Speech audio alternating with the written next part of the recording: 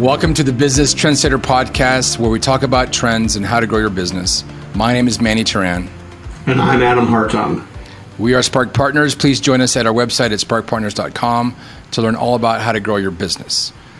Adam, a little birdie told me that there's some problems happening at Twitter, and it even goes above and beyond what's been happening recently with Elon Musk.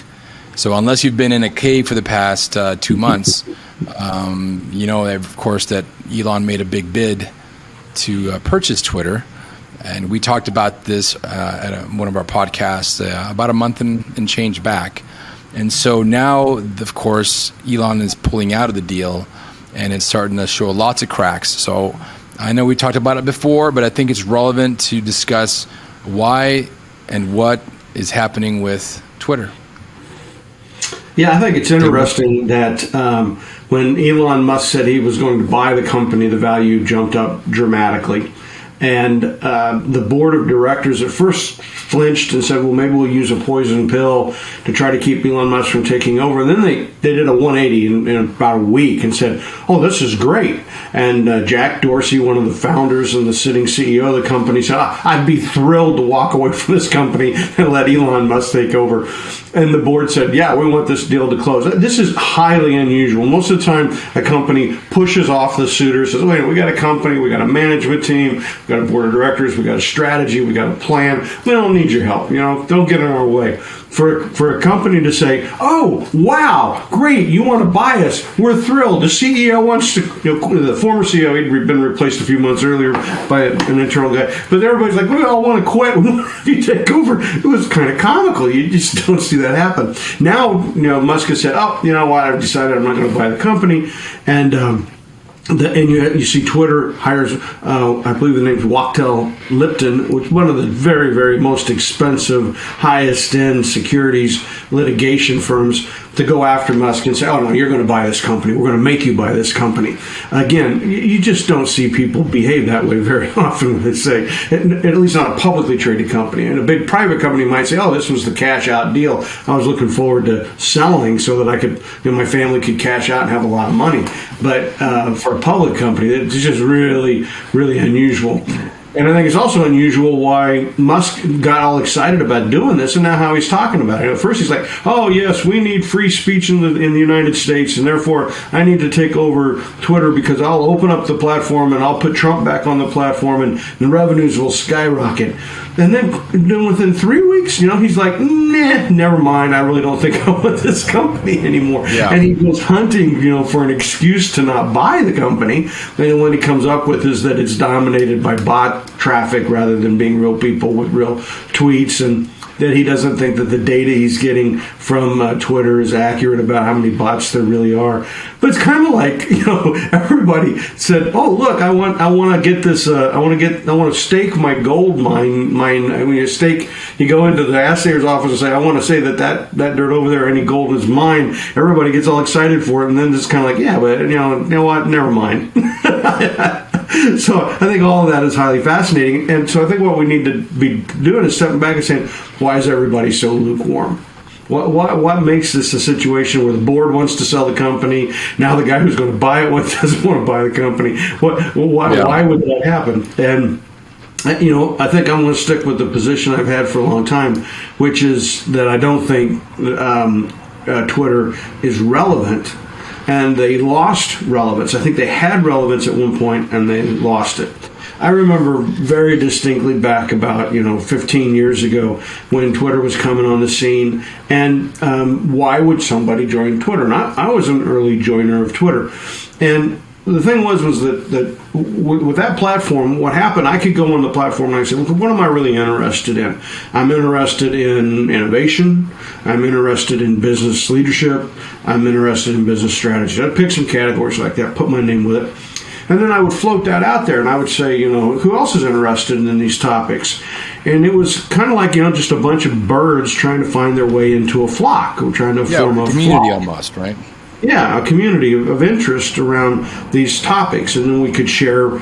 Often we could share information. You know, like I'd say, "Oh, I just read an interesting article in the Financial Times," or "I just read an interesting article in the Wall Street Journal," and you could share the link with people. So very short post with a very short link. You know, and the idea was we were sharing information as a community, and there was a lot of value to that. There really was. I quickly, within just a matter of a few months, I had 10,000 connections on Twitter, 10,000 real connections, and that grew eventually to about 40,000. Then it was when I realized that a lot of those connections weren't real; they were fake connections, computer-generated connections, and I made a mistake to join up with all these people because I should have just let them be followers rather than actually get connected to them. And I had to go through and cull it down. And I think I culled it down to about 15,000. And I still have about 12,000 connections on Twitter. But that was the original value of the thing. But that's not why we see people on Twitter anymore. It's funny. I'm going to tell you, I looked up what's the value proposition of Twitter. Okay.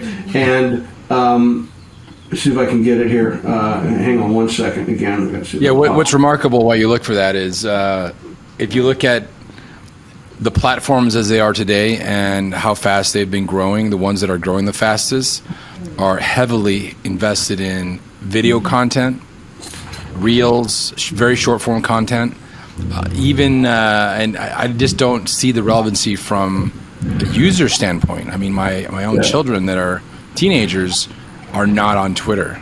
And if they're going to be the doctors, lawyers, and politicians of tomorrow, you know, they're not using these platforms like for instance on Twitter. They're not using them at all. They're using Snapchat, they're using IG, and they're using TikTok.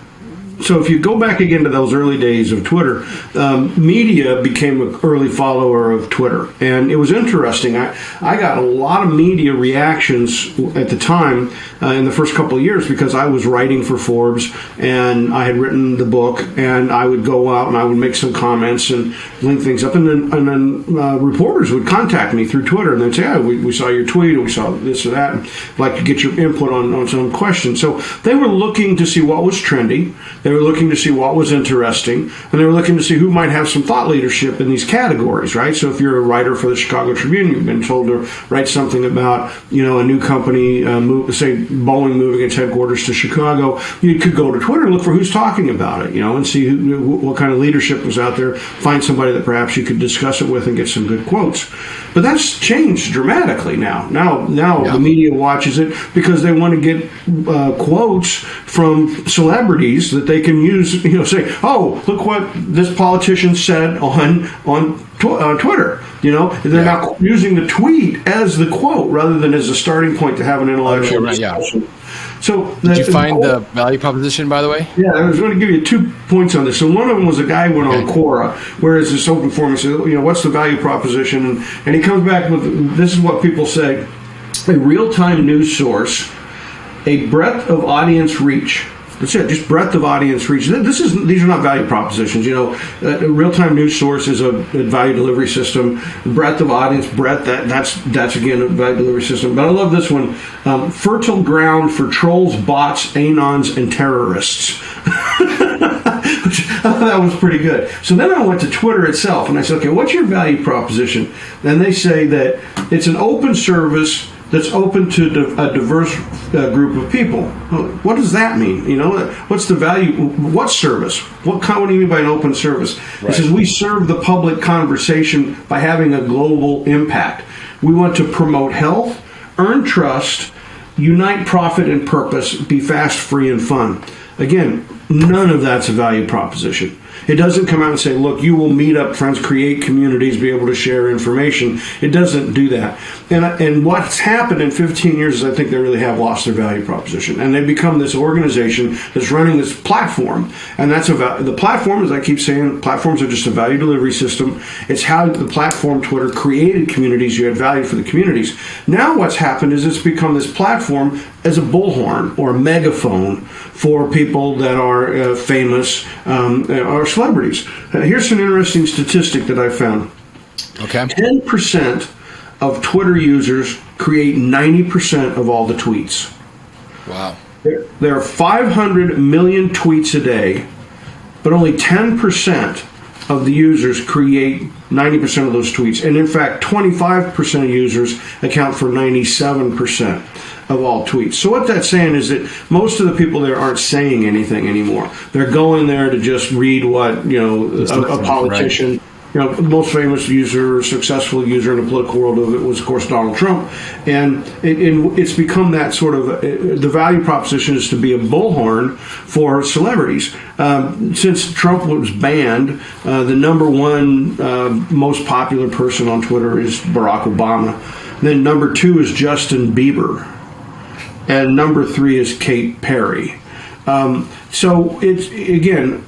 I don't much want to go there to follow these people. I don't follow politicians on Twitter. I try to use it as a way to find people that I wouldn't otherwise talk to, right? I mean, I can go get information from Barack Obama if he wants to say something. If these celebrities want to make a statement, it'll end up in the press somewhere, right? I don't need to follow them on Twitter to know what they're trying to say. And in fact, I had a great experience about 7-8 years ago. One of the Kardashians was pregnant, and she went on with a tweet, and she said that she'd woke up that morning and she felt really nauseous, and she had taken an over-the-counter product, and it had made her feel really a whole lot better. And Mary Lou and I jumped on that in a hurry, and we contacted the manufacturer and said, "You're going to get sued if you don't get that tweet off that platform because you've just made a claim. You've made a medical claim." Right. You've paid Kardashian to make that claim. She could end up going to jail. She could end up getting sued. It could cost you millions of dollars. And it was, this sort of very naive thought that people were having, saying, "Oh, if I want to promote a product, then I go get these celebrity people. I give them money, and they promote the product, and I pay for some ads on Twitter." And it just reflected the fact that that's a value proposition that's not very powerful anymore, because if you want to be this platform, then you need to talk about how many users you have. And I looked up those numbers. Of course, what are those numbers? The biggest platform is Facebook. It has 2.8 billion users. Okay, right. And then after that, you get YouTube with 2.3 billion users. Then you have Instagram with 1.3 billion users. So Twitter is between 0.3 and 0.4. So we're seeing I believe it. 1/7 the size of Facebook. It's 1/4 the size of Instagram, right? Now TikTok, interestingly, has 700 million users. So TikTok is now twice as big as, in fact, Twitter is. Right. I'd be interested to see the growth rate of TikTok versus the decline of Twitter, right? Yeah, it's much higher. Now, it's not the decline of Twitter, because I looked up. Twitter has been growing its number of users consistently. It's growing at more than 10% per year. They have some quarters that do even better than that. I looked to see if they were in a growth stall. Now, interestingly, they've not entered a growth stall, which, of course, 2 consecutive quarters of declining revenues. In fact, they've grown every quarter, they've grown their revenues 10% or more. Most quarters, it's around 25% that they've grown their revenues. So I said to myself, okay, they're not in a growth stall, but the problem is they're small. They're small and they don't have the relevance. So, because you can take LinkedIn, for example. LinkedIn is about the same size as Twitter. But LinkedIn is much more powerful. Why? Because we know why we go to LinkedIn. We post on LinkedIn for what I said earlier. It's a business community in a very real way. They're communities of interest. I belong to 61 groups on LinkedIn, and we share information about strategy, leadership, and innovation. And so those groups are powerful to me. Yeah. Also, I can make connections there if I want to. I use LinkedIn quite a bit. And this is actually a good segue, Adam, because I think that it's important for our listeners and our viewers to understand what you just said about growth stall, because I don't think that is a very common piece of information. And I know when I heard it for the first time, it was an eye-opening thing. And I think a lot of people that are in business today don't even know that is a possibility. They think that just flat or maybe slightly negative growth is survivable if it's, if something comes up. So why don't you go down that rabbit hole and give us some thoughts about the idea of this growth stall? Yeah, it was some of the original thought leadership that I developed going back 20 years ago. We tried to understand, could you identify companies that got into trouble and didn't get out of trouble? And what were those companies? What was the earmarks of them? And one of the things we learned was that if a company has 2 consecutive quarters of declining revenues, or you can do a year over year. So you say, well, my revenues are volatile. Apple's true, Twitter is true. The revenues quarter to quarter aren't always going up. They change based upon the quarters. Then you look at year over year. How did you do versus a year ago? And what we discovered was that if you have 2 consecutive quarters where your revenues are going down, they're flat, they're going down, that's what we call a growth stall.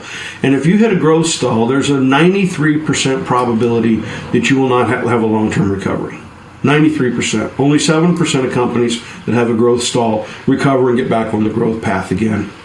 It varies from about 35% of companies are in so much trouble they don't survive 2 years. Another 20% of companies they'll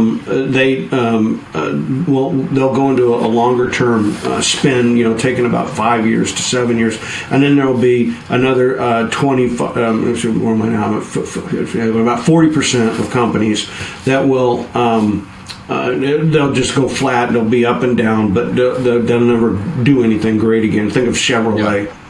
General Motors. General Motors is a flat company that just doesn't make any money. And it sticks around for a long time. It's not on any kind of a growth cycle. And so when we published that data in 2007, it got a lot of interest. But then people said, well, okay, that shouldn't matter if you hit a recession. Everybody's revenues go down. So now the data isn't any good because when you hit a recession. Well, we had the Great Recession of 2008, 9, and 10. And we've been able to back check the data. And in fact, it turns out that companies that hit a growth stall in the recession didn't survive. Companies that came out of the recession strong never hit the growth stall. They never had it. Same thing's been true in the pandemic. The companies that hit a growth stall during the pandemic struggled, and a lot of them didn't make it. Companies that grew through the pandemic did well. Let me make this point because I think this is super relevant. We talked about this about 3 weeks ago. About how to deal with the recession, and one of the things we said, and I'm going to repeat it again, so that it ties everything together, is that if we're going into a recession in the next 9, 12, 18 months, whatever it might be, it behooves you right now to grow as much as possible, create that path, that momentum, so that when you do hit that the recession, the economy does go into a recession, that you are actually, like we talked about, trending on the upward and not actually stalling out. Yeah, I mean, the reality is that the world may have a short period of time, like 2 quarters. The recession is 2 quarters of declining economic productivity, economic output. Sorry, but what happens in a company is what indicates when you have these 2 bad quarters is that you've gotten out of step with something that's going on in the marketplace. So the world's continuing to move forward. It's going off and doing something new, and you'll do everything you can to try to shore up your business. You'll cut your costs, you'll lay people off, you'll cut bonuses, you'll reduce your spending on benefits and travel and things like that. You'll try to go out and fire your customers that you don't think are profitable enough. Customers will say, hey, you don't do enough business with me to be profitable. I can't service your account. I'll cut off the bottom 10% of my customers. So you start doing all these things to shore up your business, but all of those are trying to save your way to prosperity, and they never work. And so eventually what happens is you're now you've got this business, and you're very tight, and you're very narrow, you're very lean, but the world's going in a different way. And what the growth stall indicates is that the world's moved enough that you can no longer maintain. You've lost your sustainability. You're losing your relevance entirely. And so you see this happening with companies like Kodak, big companies, where they hit this growth stall, and they're just not able to make it over because the world's shifting. They're shifting to a different platform, and you weren't there. You didn't take advantage of it. And that's why, when we're working with companies, we tell them, look, you got to have a 10% per year revenue growth. And a lot of people think that's outrageous, but it's really not. If you think about it, economies generally grow at 3% per year. So you got to get 3% to grow, to stay even with the economy. Then inflation average runs about 3% per year. Now this year it's 8%.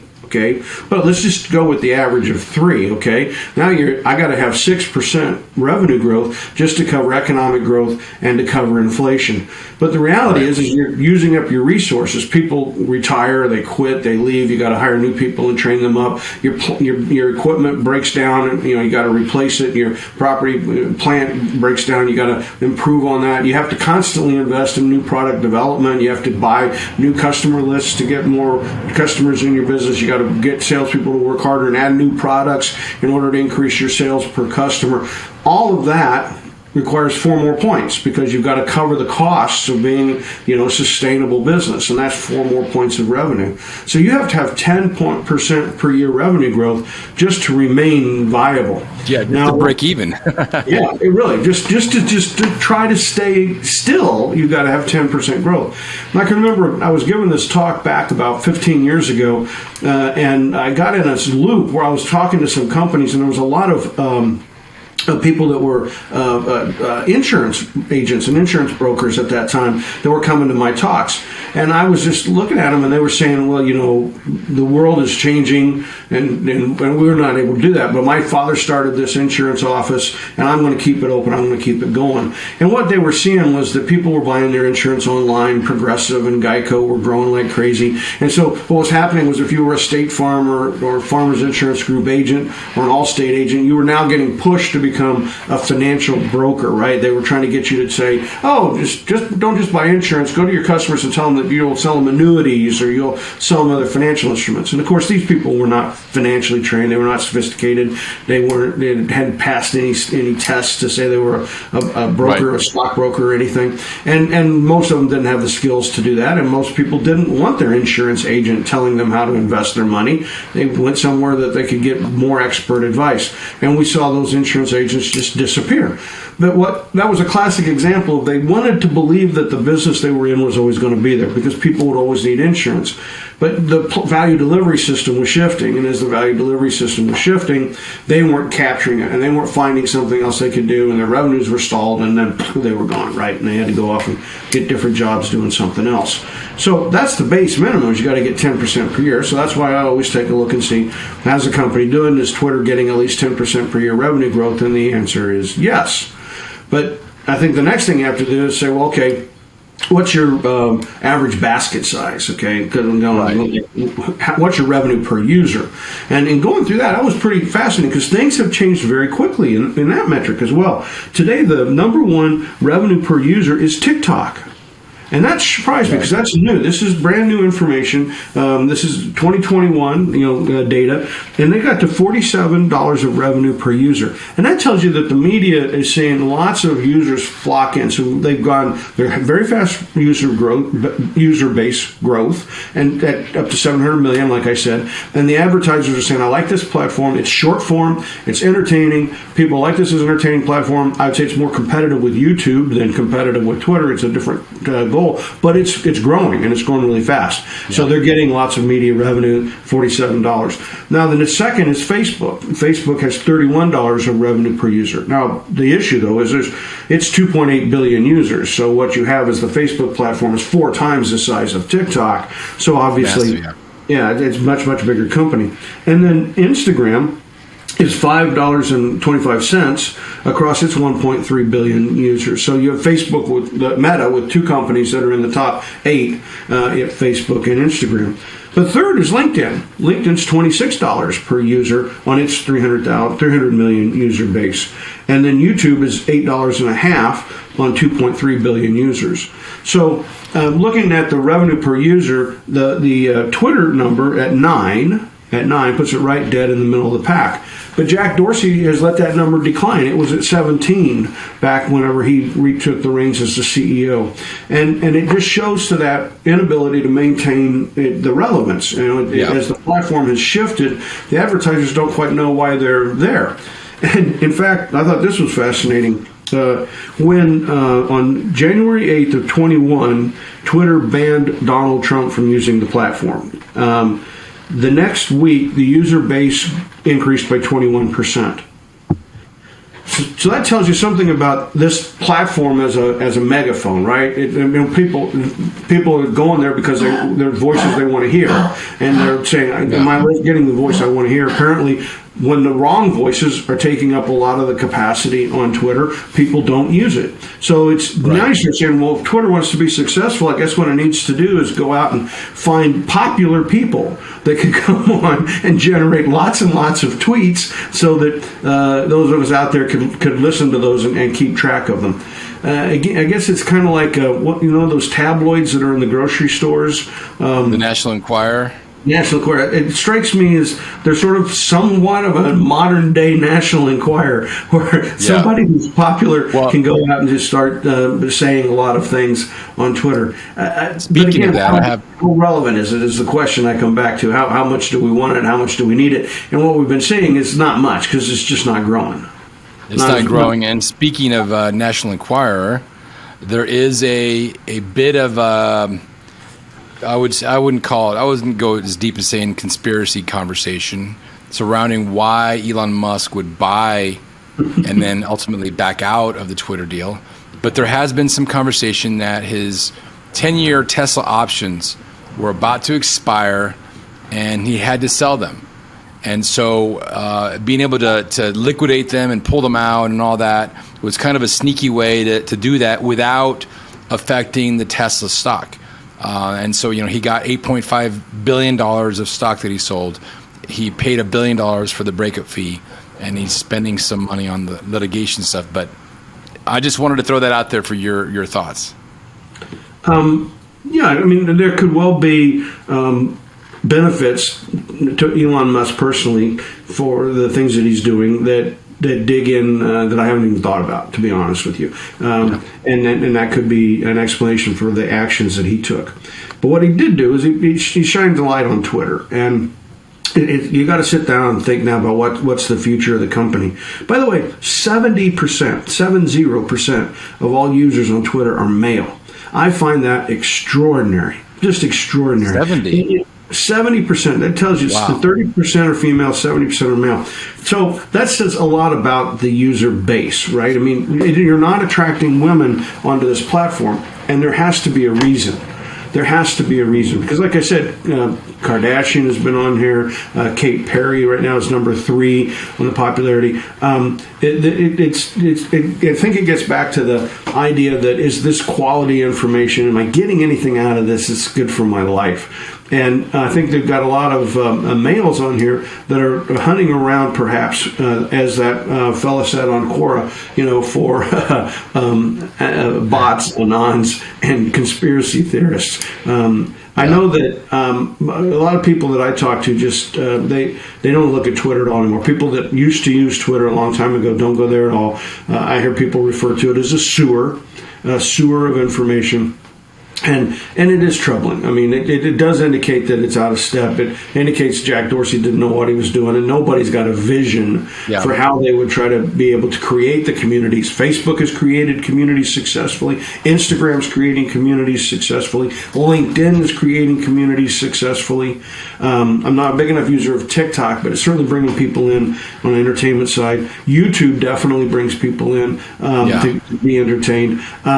You've got to have a value proposition, and I think somebody woke up and told Elon Musk that Twitter didn't have one and he didn't have one, saying that we're going to be more free speech, we'll let more people onto the platform. Heck, anybody can get onto the platform, and getting into never-ending arguments about whether what somebody is saying is good or bad.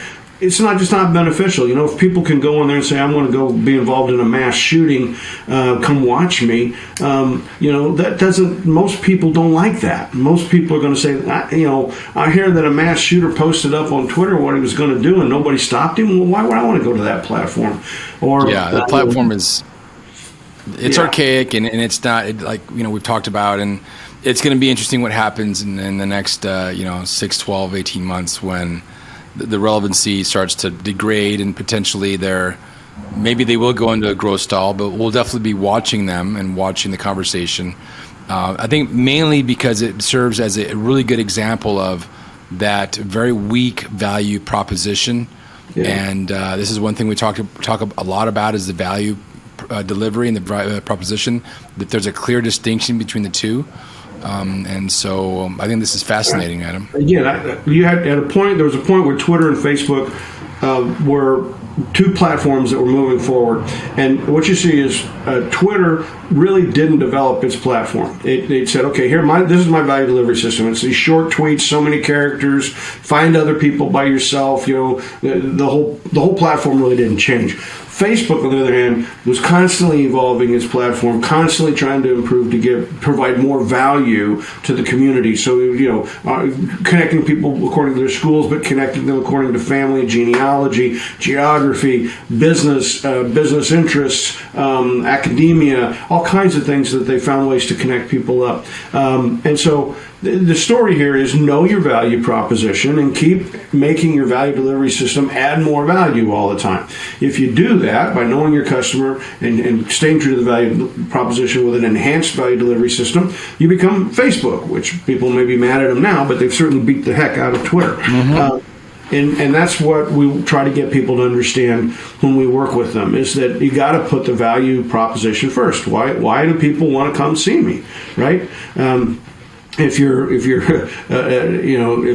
an agent, an insurance agent, and they're coming to see you, then you better be offering some pretty good service, right? Or if you're just saying, well, here's the policy and here's the rate, they can get that online. They'll go to the lowest price, right? If you let the product become generic and that the state insurance agency makes everything pretty much the same, people know what they're buying, and you no longer have an advantage with the product, you better be smart about being able to say, hey, you know what? If you go online and buy that insurance, are you really covering your house? Because I've been to your house. It's a nice house. You've got an upgraded kitchen. You've got upgraded bathrooms. You go for that base policy and you have a fire. Hey, you're underinsured. Oh, really? Now I'm adding value. Yeah, there's a value, and that goes the same for real estate and insurance and anything that is being replaced or usurped, or the automation and the web presence is massive.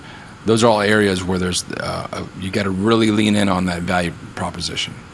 And I want to leave this one with the notion that people that listen to this, they should call us up. If they don't have a clear handle on their value proposition, that's one of the things we can help them with really quickly. And we can do it very inexpensively. We can do these kinds of assessments of your current business and where help you discern, do you have a clear value proposition, just with some phone calls that is very affordable, that can help get you back on the right track. Otherwise, if you're stuck just managing your value delivery system day after day and your gut's telling you, hey, I'm at risk and I'm not growing my revenues effectively, and this inflation is eating me from the inside out. I'm not growing my revenues, but I am growing my costs, and that is a time you should give us a call. We should be talking to you before you get to the growth stall, because if you hit that growth stall, it's tough. It's tough. Blockbuster, there's just an awful lot of examples of companies out there that just never made it. Lots of examples. Well, very well said, Adam. Thank you very much. Reach out to Adam at sparkpartners.com or myself, Manny at sparkpartners.com, MANNY. And remember to watch us on Futures TV and on Roku TV. Futures TV on Roku and on Apple TV. And we're excited for that partnership, and always welcome to reach out to us. With that, Adam, have a wonderful week, and we'll talk to you later. Thank you, Manny. Cheers.